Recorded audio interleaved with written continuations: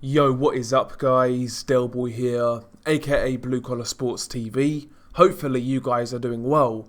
If you're new here, smash that like, hit subscribe, all of that good stuff. So Callum Johnson knocks out Emil Markic in 2 rounds in what was an absolute firefight, quite frankly. One of the better 2-round fights you'll see, so credit to both men for putting it all on the line and going for the knockout, because ultimately it really turned into a fan-friendly fight as short as it was.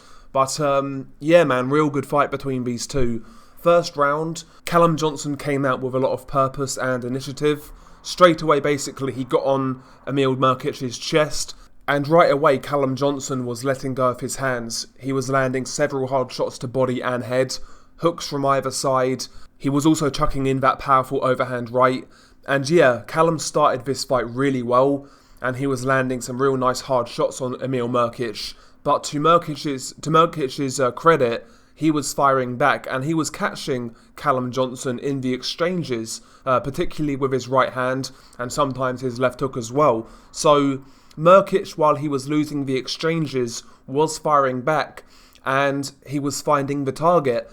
And towards the end of a round, or halfway through the round, Emil Markic actually landed an overhand right where Callum Johnson was squared up, overcommitting kind of thing.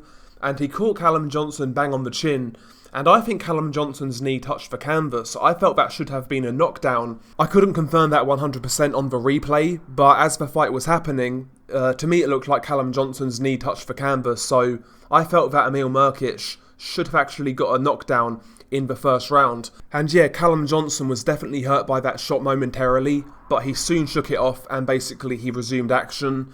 Again landing chopping overhand rights which caused damage on the left side of Emil Markic's face. His eye was kind of bruised up. And yeah, I mean, first round was an absolute war. Both guys had success. Because there was no knockdown called, I would score it to Callum Johnson. He definitely outworked Emil Markic, but like I said, I felt that Markic should have got a 10-8 rounds in the first round. Nevertheless, didn't really matter, because in round 2, Callum Johnson upped the ante and ended this fight. The start of round 2 actually started a lot more circumspect. Both guys were leading with their jabs, keeping range a little more. And yeah, they started the second round boxing a lot more. To Markic's credit, he was getting through with some nice jabs. By the way, Markic actually cut Callum Johnson in the first round as well, over his eye. So yeah, both guys going into the second round were showing the signs of damage, more than likely why they started to box a little more. But yeah, there was a boxing match, and then Callum Johnson applied a bit of pressure. He got Emil Markic against the ropes, and then Callum Johnson basically unloaded with a series of hard shots. A lot of hard shots to the head. Emil Markic wasn't really answering back, and towards the end of the sequence, Markic was dropped, I believe, with a left hook to the body.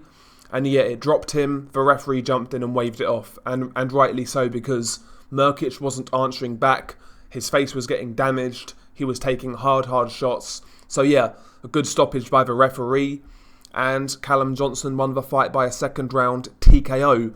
And this fight goes to show that Callum Johnson he's must-watch TV. It's a shame he's been out of a ring for 25 months. It's a shame that he's had so many periods of inactivity in his career, because this guy is one of the most fan-friendly fighters in the UK. He is somewhat vulnerable, but he's got crazy power, nice punch technique, he's aggressive, he comes to fight. Callum Johnson can be involved in barn burners. So now he's signed with Frank Warren. I am hoping he stays more active. Hopefully in the summer we see him back in the ring against another international opponent, a little higher level though, and then maybe towards the end of the year, look at fighting someone like Lyndon Arthur. That's what I want to see from Callum Johnson this year. But all in all, I just want to see this guy in the ring. People forget he was a very good amateur, Commonwealth gold medalist, but, you know, promotional issues, injuries, etc. really has kind of hampered his career.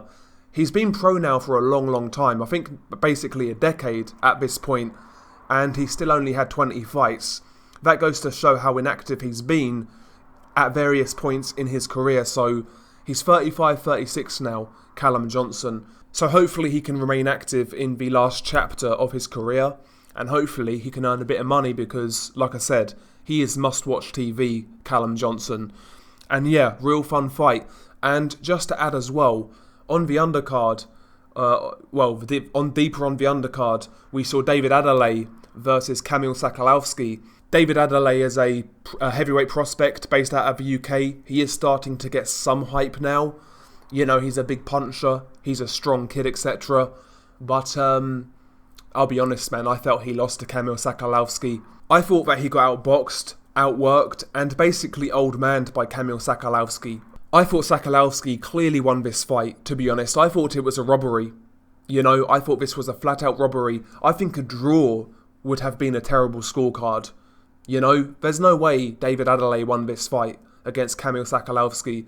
And it goes to show, man, even now, 35 years old, Sokolowski, still one of the best journeymen in the heavyweight division. If you're not good enough as a prospect, he will find you out. You know, Sokolowski is one of the best in his roles in the heavyweight division.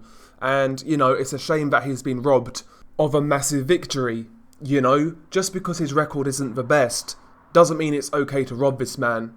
He puts 100% into the sport. You know, always turns up in shape.